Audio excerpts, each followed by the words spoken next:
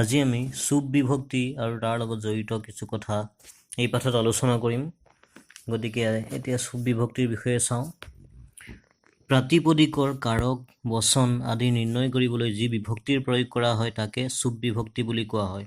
প্ৰাতিপদিক মানে অৰ্থাৎ মূল শব্দ এটাৰ কাৰক আৰু বচন আদি নিৰ্ণয় কৰিবলৈ এক বিভক্তিৰ প্ৰয়োজন, অৰ্থাৎ বিভক্তিৰ সহায়ত আমি সেই পদটো কি কাৰক কি বচন এইবিলাক আমি গম পাব পাৰোঁ। গতিকে সেই যি বিভক্তি প্ৰয়োগ কৰা হয় তাকেই সুব বিভক্তি বুলি কোৱা হয়। অৰ্থাৎ যিকোনো এটা প্ৰতিপাদিক বা মূল শব্দৰ লগত এই সুব বিভক্তি যোগ হৈ পেলাই তাৰ নিৰ্দিষ্ট কিছুমান ৰূপ হয়। এনেকুৱা বিভক্তি 7টা। প্ৰতিটো বিভক্তিতে একবচন, দ্বিবচন আৰু বহুবচনৰ কাৰণে 3টা বেলেগ চিন যোগ দিয়া হয়। অৰ্থাৎ বিভক্তি 7টা আৰু প্ৰতিটো বিভক্তিতে একবচন আৰু দ্বিবচন আৰু বহুবচন আছে, 3টা বচন, গতিকে এইকেইটা যোগ দিয়া হয়। সেই হিচাপত সুব বিভক্তিৰ মুঠ সংখ্যা 21টা। যেহেতু 7টা বিভক্তি আৰু 3টা বচন আছে, গতিকে মুঠ ৰূপ হ'ল 21টা। একবচনে এক সংখ্যা, দ্বিবচনে 2 সংখ্যা আৰু বহুবচনে 3 বা ততোধিক সংখ্যা বুজায়। অৰ্থাৎ একবচনে এটা সংখ্যা বুজায়, দ্বিবচনে 2টা আৰু বহুবচনে 3 বা তাতকৈ বেছি সংখ্যা বুজায়। উপৰোক্ত 7টা বিভক্তিৰ ৰূপৰ উপৰিও শব্দবিলাকৰ সম্বোধন ৰূপ আছে। অৰ্থাৎ যি 7টা বিভক্তি কোৱা হ'ল তাৰ ভিতৰত আৰু এটা বিভক্তি আছে যি সম্বোধন বুলি কোৱা হয়। সম্বোধনত প্ৰথমা বিভক্তি যোগ হয়। গতিকে সম্বোধনৰ ৰূপো প্ৰথমা বিভক্তিৰ নিচিনাই হয়। অৱশ্যে কোনো কোনো শব্দৰ একবচনৰ ৰূপৰ ভিন্নতা থাকে। সম্বোধনৰ দ্বিবচন আৰু বহুবচনৰ ৰূপ হুবহু প্ৰথমা বিভক্তিৰ দৰেই হয়। অৰ্থাৎ সম্বোধনটো প্ৰথমা বিভক্তিৰেই ৰূপ হয় সম্বোধনত, কিন্তু কেতিয়াবা কিছুমান শব্দৰ একবচনত ৰূপটো অলপ বেলেগ হয়, বাকী দ্বিবচন আৰু বহুবচনত সদায় প্ৰথমা বিভক্তিৰ যিটো ৰূপ হয় সেইটোৱেই হয়। তাৰপিছত কৰ্তৃবাচ্যত কৰ্তাকাৰকত প্ৰথমা বিভক্তি, কৰ্মকাৰকত দ্বিতীয় বিভক্তি, কৰণ কাৰকত তৃতীয় বিভক্তি, সম্প্ৰদান কাৰকত চতুৰ্থী বিভক্তি, অপাদান কাৰকত পঞ্চমী বিভক্তি, সম্বন্ধত ষষ্ঠী বিভক্তি আৰু অধিকৰণ কাৰকত সপ্তমী বিভক্তি যোগ হয়। অৰ্থাৎ কৰ্তৃবাচ্যত মানে যিটো এক্টিভ ভইচ তাত এই এনেধৰণে হয়, প্ৰতিটো বিভক্তিৰ এটা নিৰ্দিষ্ট কাৰক আছে, সেই কাৰকসমূহ সেই বিভক্তিৰ লগত জড়িত হৈ থাকে। গতিকে আমি তোমালোকৰ কাৰক বিভক্তিৰ সৈতে পৰিচয় কৰাৰ ইহঁতে এইখিনি কথা কৈছোঁৱেই, গতিকে তোমালোকে সেই লেচনটো চাই ল'বা, দৰকাৰ হ'লে তেতিয়া কথাখিনি ভালদৰে বুজি পাবা। গতিকে সুব বিভক্তিৰ এই কথাখিনি পঢ়িলোঁ আমি। এতিয়া তাৰ পিছত চাওঁ সুব বিভক্তিৰ আকৃতি।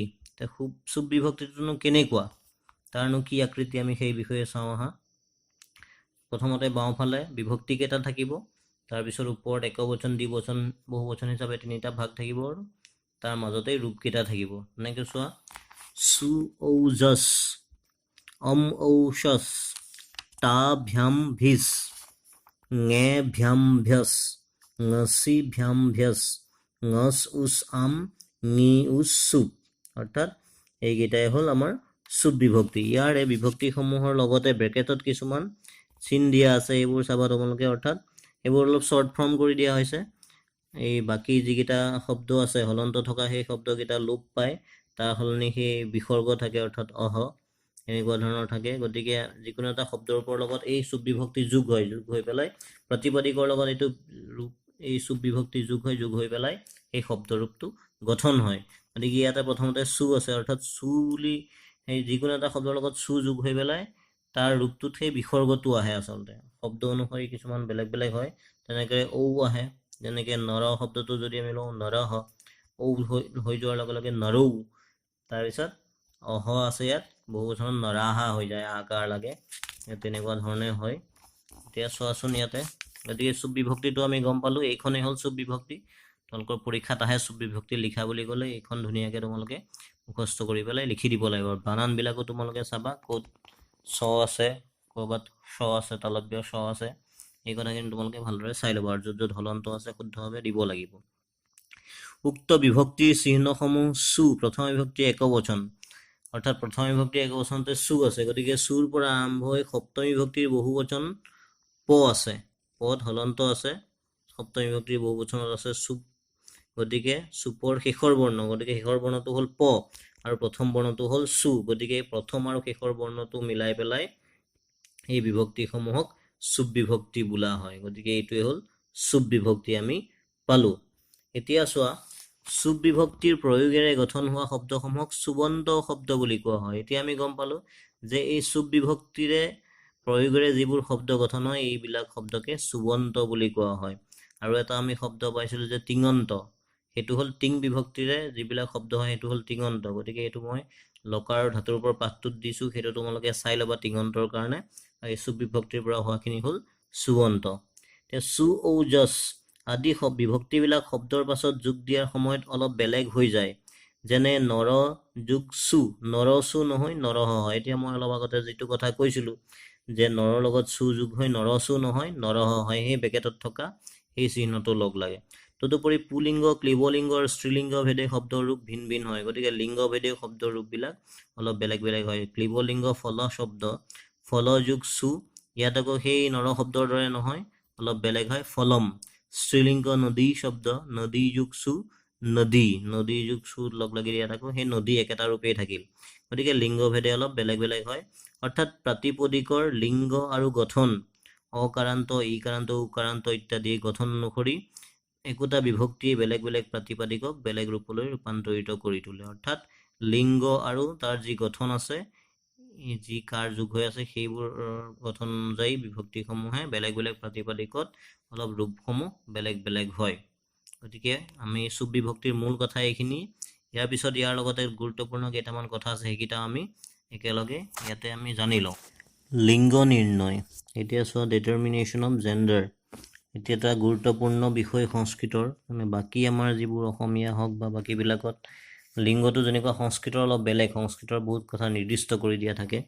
ইয়াত চোৱা চুপ বা টিং বিভক্তিযুক্ত শব্দক পদ বোলে। এই চুপ আৰু টিং বিভক্তিৰ যোগ হৈ যিবিলাক শব্দ হয় সেইবিলাককে পদ বুলি কোৱা হয়। পদ বিভিন্ন প্ৰকাৰৰ, যেনে বিশেষ্য, বিশেষণ, সৰ্বনাম, ক্ৰিয়া আদি। এই শব্দবোৰক তিনিটা লিংগত বিভক্ত কৰা হৈছে। এতিয়া যিমানবিলাক শব্দ আছে তাতে তিনিটা লিংগ আছে, পুলিংগ, স্ত্ৰীলিংগ আৰু ক্লিবলিংগ বা নপুংসক লিংগ। অৱশ্যে এইখিনিতে এটা কথা উল্লেখ কৰিছে যে সংস্কৃত শব্দৰ লিংগ অসমীয়া শব্দৰ ইংৰাজী শব্দৰ দৰে অৰ্থ অনুসৰি নহয়। অৰ্থাৎ অসমীয়া আৰু ইংৰাজীত অৰ্থ অনুসৰি প্ৰায়বোৰ লিংগ হয়, কিন্তু সংস্কৃতত অলপ লিংগৰ কথাটো বেলেগ। সংস্কৃতৰ প্ৰত্যেক শব্দৰে নিৰূপিত লিংগ আছে, এই নিৰূপিত লিংগ অনুসৰি সেই শব্দৰ ৰূপ ব্যৱহাৰ হয়। অৰ্থাৎ সংস্কৃতত নিৰ্দিষ্ট কৰা আছে লিংগসমূহ, সেইমতেহে লিংগৰ ৰূপ হ'ব, অৰ্থ অনুসৰি সকলোবোৰ লিংগ নহয়। সংস্কৃত ভাষাত শব্দসমূহৰ লিংগ নিৰ্ণয় সদায় অৰ্থ ধৰি স্থিৰ কৰিব নোৱাৰি। কেতিয়াবা অৰ্থ লৈ, কেতিয়াবা প্ৰত্যয় লৈ আৰু কেতিয়াবা শব্দৰ গঠন অনুযায়ী লিংগ নিৰ্ণয় কৰিব লগা হয়। যদিও বহুতো ক্ষেত্ৰত মতা বুজোৱা শব্দই পুলিংগ আৰু মাইকী বুজোৱা শব্দই স্ত্ৰীলিংগ হয়, তথাপি কিছুমান ক্ষেত্ৰত এই নিয়মৰো ব্যতিক্ৰম দেখা যায়। বেছিভাগ ক্ষেত্ৰতে মতা বুজোৱাটোৱে সাধাৰণতে পুলিংগ আৰু মাইকী বুজোৱা শব্দই সাধাৰণতে স্ত্ৰীলিংগ হয়, কিন্তু কিছুমান ক্ষেত্ৰত ইয়াৰ ব্যতিক্ৰম হয়। যেনে এটা উদাহৰণ দিছে ইয়াতে, দাৰ পুলিংগ, এই দাৰ শব্দটো পুলিংগ, ভাৰ্যাটো হ'ল স্ত্ৰীলিংগ আৰু কলত্ৰ হ'ল ক্লিবলিংগ শব্দ। অৰ্থাৎ তিনিওটা বেলেগ বেলেগ লিংগৰ শব্দ, কিন্তু এই গোটেইকেইটা শব্দৰ অৰ্থ হ'ল ঘৈণী বা ৱাইফ। গতিকে তিনিওটা শব্দৰ লিংগ বেলেগ বেলেগ, কিন্তু তিনিওটা অৰ্থ একেটাই। গতিকে এনেকুৱা কিছুমান বৈশিষ্ট্য আছে সংস্কৃতৰ লিংগৰ। এতিয়া চোৱা, সংস্কৃত ভাষাত শব্দসমূহৰ অন্তিম আখৰটোৰ ওপৰত নিৰ্ভৰ কৰি সমগ্ৰ পথসমূহক প্ৰধানভাৱে দুই ভাগত ভাগ কৰা হৈছে, স্বৰান্ত আৰু ব্যঞ্জনান্ত। যিবোৰ শব্দ স্বৰবৰ্ণাৰে শেষ হৈছে সেইবোৰক স্বৰান্ত, আৰু যিবোৰ শব্দ ব্যঞ্জন বৰ্ণাৰে শেষ হৈছে সেইবোৰক ব্যঞ্জনান্ত শব্দ বুলি কোৱা হয়। অৰ্থাৎ স্বৰান্ত, স্বৰবৰ্ণৰে অন্ত হোৱা, স্বৰ অন্ত, সেইকাৰণে স্বৰান্ত বুলি কৈছে। আৰু যিবোৰ শব্দৰ ব্যঞ্জন বৰ্ণেৰে অন্ত হৈছে সেইবোৰ হ'ল ব্যঞ্জন অন্ত, ব্যঞ্জনান্ত বুলি কোৱা হয় সেইবিলাক। গতিকে এই কথা দুটা তোমালোকে মনত ৰাখিবা। সাধাৰণতে 7 প্ৰকাৰেৰে শব্দসমূহ স্বৰান্ত হয়, তলত সেইবোৰ দেখুওৱা হ'ল। এতিয়া স্বৰান্ত শব্দসমূহ তোমালোকক ইয়াত দেখুৱাই দিছে, চাবা। অকাৰান্ত দেৱ শব্দ, দেৱ যোগ দেৱ যোগ গতিকে শেষান্ত বৰ্ণ কি আছে ইয়াত? আছে। আকাৰান্ত লতা, লতাৰ শেষত কি আছে? আছে। ইকাৰান্ত মুনি শব্দ, মুনি শব্দৰ শেষত ই আছে, মুনি। ইকাৰান্ত নদী শব্দ, অৰ্থাৎ নদী বুলি কওঁতে দীৰ্ঘ ইকাৰ আছে। উকাৰান্ত ভানু শব্দ, ভানুত উকাৰ আছে। উকাৰান্ত বধূ শব্দ, বধূ, বধূ বুলি কওঁতে ইয়াত দীৰ্ঘ উকাৰ আছে। গতিকে ঋকাৰান্ত পিতৃ শব্দ, পিতৃ শব্দৰ শেষত ঋকাৰ আছে। গতিকে এই শেষান্ত বৰ্ণকেইটা লৈয়ে সেই শব্দকেইটাৰ স্বৰবৰ্ণ কি কি কাৰ হৈছে ইয়াত দিছে। তিনিওটা লিংগতে পৃথকে পৃথকে স্বৰান্ত আৰু ব্যঞ্জনান্ত শব্দৰূপ পিছৰ অধ্যায়সমূহত কৰি দেখুৱাইছে। পিছৰ অধ্যায়সমূহত বা আমি পিছলৈ এইবিলাক পাম, বেলেগ বেলেগ ব্যঞ্জনান্ত শব্দৰ এইবিলাক আছে। এতিয়া চোৱা, ইয়াত কেইটামান উদাহৰণ দিছে, আমি এবাৰ পঢ়ি লওঁ। কিছুমান পুলিংগ শব্দ, নৰ, সূৰ্য, পৱন, স্বৰ্গ, মেঘ, পৰ্বত, মুনি, গৰিমা, সুধি, শিশু, পিতৃ, গু ইত্যাদি। কিছুমান স্ত্ৰীলিংগ শব্দ বালিকা, লতা, নিশা, মতি, নদী, বধূ, ভূ, বিংশতি, তৃতীয়া ইত্যাদি। কিছুমান ক্লিবলিংগ শব্দ ফল, পুস্তক, ধন, ৱাৰী, বস্তু, শত, সহস্ৰ, অযুত ইত্যাদি। এটা কেইটামান উদাহৰণ আমাক ইয়াত দিছে যিবোৰ আমি সচৰাচৰ পাই থাকোঁ আৰু বহুতো শব্দ আছে। সংস্কৃত ভাষাত বিশেষভাৱে মন কৰিবলগীয়া কথাটো হ'ল বাক্য এটাত বিশেষণ পদৰ প্ৰয়োগ কৰিবলগীয়া হ'লে বিশেষ্য পদটোৰ যি লিংগ বিভক্তি আৰু বচন হয় বিশেষণ পদটোৰো সেই লিংগ বিভক্তি আৰু বচন হয়। এইটো আমি তৃতীয় পাঠটোত পাইছিলোঁ যে সংস্কৃত ভাষাত এটা বৈশিষ্ট্য আছে যে বিশেষ্য পদটোৰ যি লিংগ যি বচন যি বিভক্তি থাকে সেইমতেই বিশেষণ পদটো হয়, অৰ্থাৎ বিশেষ্যৰ লগতেই বিশেষণ পদটোৰো সেই একেই ৰূপ হয়। কিন্তু কিছুমান শব্দ আছে যিবোৰ বাক্যত বিশেষণ ৰূপে প্ৰয়োগ কৰিলেও বিশেষ্যৰ লিংগ বিভক্তি আৰু বচন অনুযায়ী প্ৰয়োগ নহয়। কিন্তু কিছুমান এনেকুৱাও শব্দ আছে সেইবোৰ বিশেষণ ৰূপে প্ৰয়োগ কৰা হয় কিন্তু সেইবোৰ আকৌ বিশেষ্যৰ লিংগ আৰু বচন অনুযায়ী নহয়। এইবোৰ শব্দক অজহল লিংগ শব্দ বোলে। ন জহত লিংগ অৰ্থাৎ অজহত লিংগ, অৰ্থাৎ যি শব্দই নিজস্ব লিংগ নেৰে সেই শব্দকে এই শব্দ অজহল লিংগ শব্দ বুলি কৈছে। এইবোৰ নিজৰ মতেহে হয়, এইবোৰ আকৌ সেই বিশেষ্যৰ মতে নহয়। অব্যয় শব্দবোৰৰ তিনিওটা লিংগতে সকলো বিভক্তিতে সকলো বচনতে ৰূপৰ কোনো পৰিৱৰ্তন নহয়। যিবিলাক অব্যয় শব্দ আছে আমি পাঠৰ তলত পাওঁ যে ন ব্যয় হয়, যিবিলাকৰ কোনো পৰিৱৰ্তন নহয় সেইবিলাকে অব্যয় শব্দ। সেইবিলাক সদায় একেটা ৰূপতে ব্যৱহাৰ হয় যিকোনো লিংগতে যিকোনো বচনতে। সমাহাৰ দ্বন্দ্বৰ অব্যয়ভাৱিক সমাস নিষ্পন্ন শব্দবোৰ সদায় ক্লিবলিংগত ব্যৱহাৰ হয়। গতিকে এই সমাসৰ কথা আমি পিছত পাম। এই দুটা সমাসৰ যিবোৰ নিষ্পন্ন ৰূপ সেইবোৰো ক্লিবলিংগত হয়। গতিকে আমি লিংগৰ কথাখিনি আমি গম পালোঁ। ইয়াৰ পিছত আৰু বেলেগ এটা বিষয় সেইটো চাওঁ। আৰু এটি গুৰুত্বপূৰ্ণ বিষয় হ'ল সংস্কৃতত বচন অৰ্থাৎ নাম্বাৰ। যাৰ দ্বাৰা সংখ্যাৰ জ্ঞান জন্মে তাকে বচন বোলে। সংস্কৃত ভাষাত বচন তিনি প্ৰকাৰৰ: একবচন, ছিংগুলাৰ নাম্বাৰ, দ্বিবচন, ডুৱেল নাম্বাৰ আৰু বহুবচন, প্লুৰেল নাম্বাৰ। সংস্কৃতত বচন তিনি প্ৰকাৰৰ আছে: একবচন, দ্বিবচন আৰু বহুবচন। এটা অৰ্থত একবচন হয়, দুটা অৰ্থত দ্বিবচন আৰু দুটাতকৈ বেছি বুজালে বহুবচন হয়। যেনে বালকহ বুলি কওঁতে এজন ল'ৰা, বালকৌ বুলি কওঁতে দুজন ল'ৰা আৰু বালকাহা বুলি কওঁতে বহুত কেইজন ল'ৰা অৰ্থাৎ ল'ৰাবোৰ। ইয়াতে মন কৰিবলগীয়া কথা এটা হৈছে যে নিত্য একবচনান্ত, নিত্য দ্বিবচনান্ত আৰু নিত্য বহুবচনান্ত শব্দ কিছুমানো সংস্কৃত ভাষাত ব্যৱহাৰ হয়। অৰ্থাৎ কিছুমান শব্দ সদায় একবচনত হয়, কিছুমান সদায় দ্বিবচনত হয়, কিছুমান সদায় বহুবচনতে ব্যৱহাৰ হয়। তোমালোকে চোৱাচোন, নিত্য একবচনান্ত যিবোৰ সদায় একবচনতহে প্ৰয়োগ হয় এইবোৰক নিত্য একবচনান্ত শব্দ বুলি কোৱা হয়। নিত্য দ্বিবচনান্ত অৰ্থাৎ যিবোৰ সদায় দ্বিবচনতহে প্ৰয়োগ হয়, যেনে উভৌ। উভৌ মানে দুয়োজনকে একেলগে যেতিয়া বুজোৱা হয়। হস্তৌ অৰ্থাৎ হাত দুখন, যিহেতু আমাৰ হাত দুখন আছে সেইকাৰণে একেলগে দ্বিবচনতে ধৰাই হস্তৌ বুলি কোৱা হয়। নেত্ৰৌ, যিহেতু চকু দুটা গতিকে চকু দুটাক একেলগে নেত্ৰৌ বুলি দ্বিবচনতে কোৱা হয়। নিত্য বহুবচনান্ত শব্দ যিবোৰ সদায় বহুবচনতহে প্ৰয়োগ হয়। কিছুমান শব্দ আছে যিবোৰ প্ৰয়োগ সদায় বহুবচনত প্ৰয়োগ হয়, যেনে বৰ্ষাসু।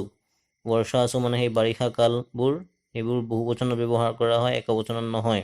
চিকতাসু, চিকতাসু মানে বালি, সেই বালিবোৰো তেনেকৈ বহুবচনত প্ৰয়োগ হয়। লাজাহা, লাজাহাটো সেই কিছুমান সেমেকা চাউলৰ কণা, এইকেইটা কিছুমান শব্দ আছে বহুবচনতে সদায় ব্যৱহাৰ হয়।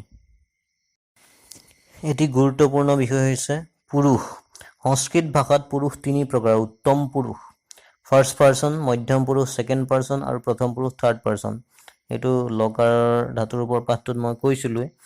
গতিকে মই আমিবাচক শব্দবোৰ উত্তম পুৰুষ অৰ্থাৎ নিজক যিটো বুজোৱা হয় মই আৰু আমি, এইটো হ'ল উত্তম পুৰুষ অৰ্থাৎ ইংৰাজীৰ যিটো ফাৰ্ষ্ট পাৰ্চন। তুমি তোমালোক বাচক শব্দবোৰ মধ্যম পুৰুষ। তুমি আৰু তোমালোক যিটো ইংৰাজীত ছেকেণ্ড পাৰ্চন বুলি ধৰা হয় সেইটো সংস্কৃতত মধ্যম পুৰুষ বুলি কোৱা হয়। আৰু এই শব্দবোৰৰ বাহিৰে বাকী সকলোবোৰ শব্দ প্ৰথম পুৰুষত ব্যৱহাৰ হয়। অৰ্থাৎ উত্তম পুৰুষ আৰু মধ্যম পুৰুষৰ শব্দবোৰ বাদ দি, অৰ্থাৎ মই আমি তুমি তোমালোক এইকেইটা ফাৰ্ষ্ট পাৰ্চন ছেকেণ্ড পাৰ্চন বাদ দি বাকী যিমানবোৰ শব্দ আছে এইবোৰ ক'ত হয়? প্ৰথম পুৰুষত ব্যৱহাৰ হয়, অৰ্থাৎ ইংৰাজীৰ থাৰ্ড পাৰ্চনত ব্যৱহাৰ হয়। এই কথাখিনি আমি আগতেও জানো, এইটো এটা গুৰুত্বপূৰ্ণ কথা। যিহেতু আমাৰ ইংৰাজীটো আমি সকলোৱে জানো, গতিকে ইংৰাজীৰ সম্পূৰ্ণ ওলোটাটোৱে হৈছে সংস্কৃত। সংস্কৃতত পুৰুষকেইটাৰ নাম হৈছে প্ৰথমতে প্ৰথম পুৰুষ আহে, তাৰপিছত মধ্যম পুৰুষ, তাৰপিছত উত্তম পুৰুষ। গতিকে প্ৰথম পুৰুষ বুলি কোৱাৰ লগে লগে এই থাৰ্ড পাৰ্চনটোহে হয় ইংৰাজীৰ।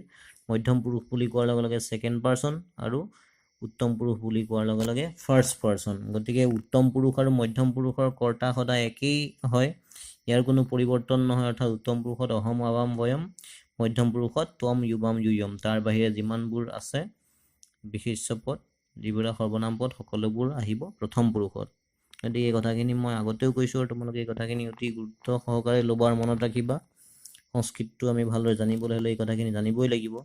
গতিকে আপুনি বুজোৱা ভৱত শব্দটো মধ্যম পুৰুষত হ'ব লাগে যদিও কিন্তু ই প্ৰথম পুৰুষত ব্যৱহাৰ হয়। এটা ভৱত শব্দ আছে, সেই শব্দটো আচলতে মধ্যম পুৰুষত হ'ব লাগে, কিন্তু ই প্ৰথম পুৰুষতহে ব্যৱহাৰ হয় ভৱত শব্দটো। গতিকে আমি এতিয়া চুপ বিভক্তিৰ লগতে আৰু কেইবাটাও বিষয় পালোঁ, অৰ্থাৎ লিংগ নিৰ্ণয়, তাৰপিছত বচন আৰু পুৰুষ, এই তিনিওটা অতি গুৰুত্বপূৰ্ণ বিষয় সংস্কৃতৰ। গতিকে সেই একেটা বিষয়ৰ লগতে যিহেতু পাঠ গোটেইকেইটা দিয়াই আছে, তোমালোকৰ ব্যাকৰণ কিতাপৰ পৰাই মই বিষয়কেইটা লৈ পেলাই সেইখিনি কথাকে অলপমান তোমালোকক সহজভাৱে বুজাই দিবলৈ চেষ্টা কৰিছোঁ। গতিকে আশা ৰাখিছোঁ তোমালোকে কথাখিনি বুজি পাইছা আৰু এইখিনি অতি গুৰুত্বপূৰ্ণ বিষয়। গতিকে এই বিষয়টো তোমালোকে অলপ ভালদৰে পঢ়িবা, কথাখিনি মনত ৰাখিবা আৰু বুজিবলৈ চেষ্টা কৰিবা। গতিকে ইয়াৰ পিছত আৰু যিবোৰ আছে আমি আকৌ পিছৰ পাঠত আলোচনা কৰিম।